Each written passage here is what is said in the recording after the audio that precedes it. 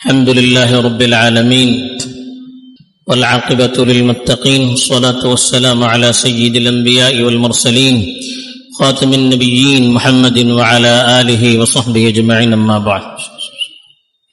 میرے دینی اور ایمانی بھائیوں، بزرگوں اور دوستوں، سال پلک جھپکتے ہی جس طرح سے گزرتا چلا جاتا ہے، ہمیں اس سلسلے میں ذرا بھی توجہ ہوتی نہیں ہے۔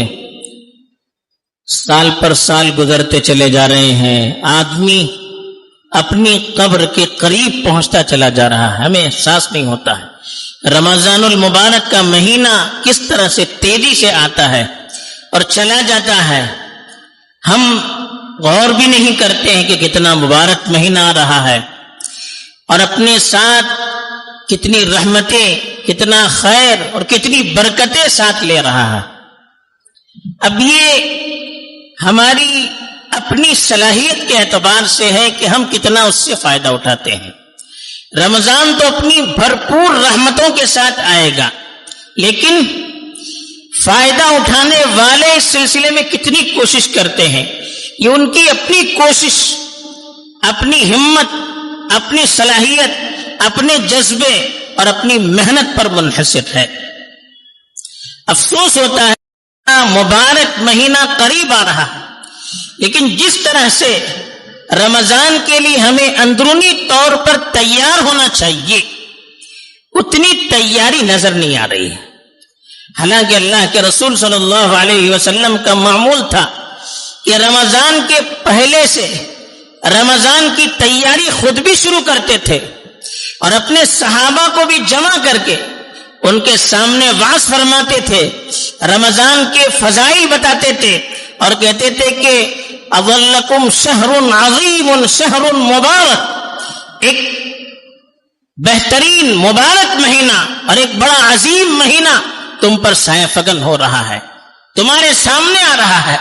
پھر اس کے فضائل بیان کرتے تھے، اور اللہ کی طرف سے بھی رمضان المبارک میں ماحول بنانے کے لیے ایسے اسباب مہیا کیے جاتے ہیں کہ جو سرکش شیطان ہوتے ہیں اللہ کے حکم سے وہ قید کیے جاتے ہیں، جنت کے دروازے کھول دیے جاتے ہیں تاکہ بارش کی طرح رحمتیں نازل ہو، جہنم کے دروازے بند کر دیے جاتے ہیں تاکہ شیطانی وساوس اور اس کے حملے زیادہ نہ ہونے پائے۔ ایک ماحول اللہ کی طرف سے پیدا کیا جاتا ہے۔ اللہ کے رسول بھی رمضان سے پہلے اس کے فضائل بیان کر کر کے ایک ماحول پیدا کرتے تھے، صحابہ کے اندر ایک جذبہ پیدا ہوتا تھا۔ رمضان سے مہینوں قبل اور رمضان کی تیاری شروع کرتے تھے اور اندرونی اعتبار سے اپنے آپ کو تیار کرتے تھے۔ آج ہم رمضان کی تیاری کس طرح کرتے ہیں؟ دکاندار اپنی دکان کو خوبصورت بنانے کے پیچھے پڑتا ہے، اچھے سے اچھا مال اپنی دکان کو اس سے بھر دیا جائے، دکان کو سجایا جائے، اس کے پیچھے ہے تاکہ رمضان کے مہینے میں زیادہ سے زیادہ پیسے کمانے کا موقع مل جائے۔ گھر میں دیکھیے، آدمی گھر میں کھانے پینے کی تیاری کرتا ہے رمضان کے مہینے میں۔ رمضان کا مہینہ کس طرح سے خوشحالی سے گزر جائے، راحت سے گزر جائے کہ آدمی کو کھانے پینے کے سلسلے میں کوئی پریشانی نہ ہو، اس کے لیے تیاریاں ہوتی ہیں۔ بچے ہیں، وہ اپنا وقت کس طرح سے رمضان کا مہینہ، جو چھٹیاں آج کل چل رہی ہے، کس طرح سے اس کو گزارا جائے، اس کے لیے وہ اپنی مجلسوں کا، کھیل کود کا، اس کا پلان کرتے ہیں۔ اور یہ بھی ہمیں معلوم ہونا چاہیے کہ اسلام دشمن طاقتیں رمضان کے مہینے کی خیر و برکت سے نوجوانوں کو اور مسلمانوں کو دور رکھنے کے لیے پہلے سے اس کی تدبیر شروع کرتے ہیں۔ نئی نئی فلمیں رمضان کے مہینے میں اس کو ریلیز کیا جاتا ہے، کھیل ہوتے ہیں الگ الگ سیریز کے نام سے رمضان کے مہینے میں اس کو جاری کیا جاتا ہے، گیمز، سیریلز، نئی نئی چیزیں رمضان کے مہینے میں اس کو جاری کیا جاتا ہے۔ آخر وجہ کیا ہے؟ ان کو معلوم ہے کہ یہ مبارک مہینہ ہے، اس مہینے میں جتنی تیاری عملی اعتبار سے مومن کرے گا، سال بھر اس کے اثرات وہ محسوس کرے گا۔ جیسے آدمی موبائل ہے، رات بھر چارج کرتا ہے، دن بھر اس کو بے فکری سے چلا سکتا ہے، کوئی رکاوٹ نہیں ہوتی ہے۔ ایسے ہی رمضان کا مہینہ ایک چارج کرنے کی طرح ہے۔ رمضان کے مہینے کو جتنی عبادتوں میں ہم گزاریں گے اتنا ہمیں رمضان کے بعد توفیق اللہ کی طرف سے ملتی ہے۔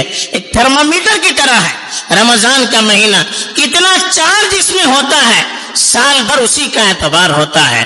اسی لیے دشمن طاقتیں چاہتی ہیں کہ رمضان کے مہینے کو ضائع کر دیا جائے، رمضان کے مہینوں کو کھیل کود میں، تفریح میں، فلموں میں، سیریلوں میں برباد کیا جائے تاکہ سال بھر نوجوانوں کا ضائع ہو جائے۔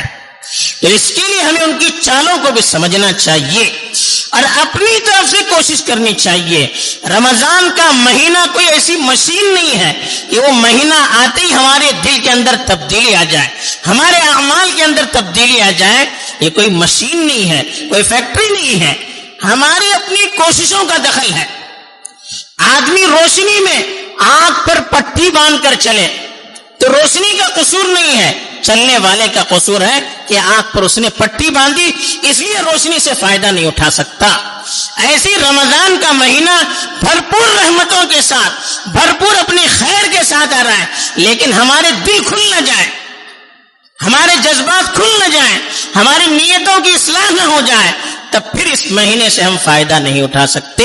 اپنے دل کو اس کے لیے تیار کرنے کی ضرورت ہے۔ سب سے پہلے اچھی نیت کرنے کی ضرورت ہے، اچھے جذبات کو پیدا کرنے کی ضرورت ہے، اچھے اعمال سے اپنے آپ کو جوڑے رکھنے کی ضرورت ہے۔